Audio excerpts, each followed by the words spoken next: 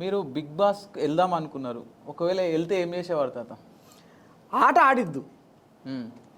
ఆట ఆడుడు గాను ఆట ఆట ఆడిద్దు. ఎట్లా ఏంది ఏం కథ అంటే అన్న చూపిద్దు. ఓకే. మీ ఏజ్ ఎంత తాత? నేను 47 ఏళ్ళు 50 ఏళ్ళకి వస్తుంది. 50 ఏళ్ళకి వస్తుంది. ఇప్పుడు బిగ్ బాస్లో ఉన్న వాళ్ళంతా 25 నుంచి 30 సంవత్సరాలు అట్లా యంగ్ ఉన్నారు. వాళ్ళని ఆడించగలరంటారా? ఇప్పుడు నేను చెప్పాలి నీకు, ఈ మందుల కూడు తిని 30 ఏళ్ళోడు 60 ఏళ్ళ ముసలోడు అవుతుండు. అదొకటి. ఇంకోటి, ఒక నాటుకోడికి ఒక ఫారం కోడికి తేడా చూసుకుందాం. ఊళ్ళల్లో నాటుకోడి ఎంత గట్టిగా ఉంటుంది? గట్టిగా ఉంటుంది. హైదరాబాదు మిద్దెలు మేడలలో ఎదిగిన పిల్లలు ఎట్లా ఉంటారు? తక్కువే. ఫారం కోళ్ళల్లో కోడి ఎట్టుంటుంది? అంతేనా కాదా? తక్కువనే. ఫారం కోడికి నాటుకోడికి తక్కువనే. ఇప్పుడు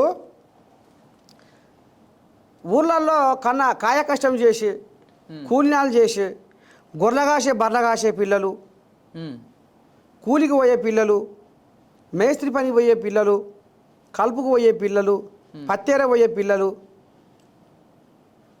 అంటే ఎండకేంటి వానకు నాని కష్టం చేసే పిల్లలు ఎట్లా ఉంటారు?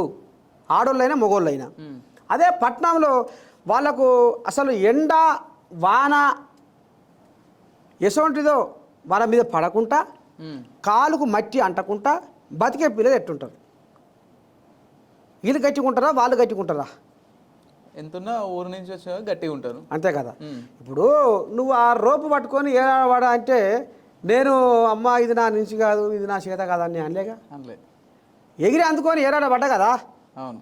అంతేనా? మీరు చూసిర్రు, లోకమంతా చూసింది. మరి నేను నా బలాన్ని నువ్వు ఎట్లా ఇది చేసినట్టు, నాకు నువ్వు న్యాయం ఎట్లా చేసినట్టు? అన్యాయం జరిగిందంటారు మీరు 100% అది ఆడ కూర్చున్న జడ్జీలకు అవగాహన లేదు. వాళ్ళు కష్టాలు కన్నీళ్ళు బాధలు ఎంత ఎల్లబోసినోళ్ళు గారు. వాళ్ళకు లోకజ్ఞానం లేదనిపించింది.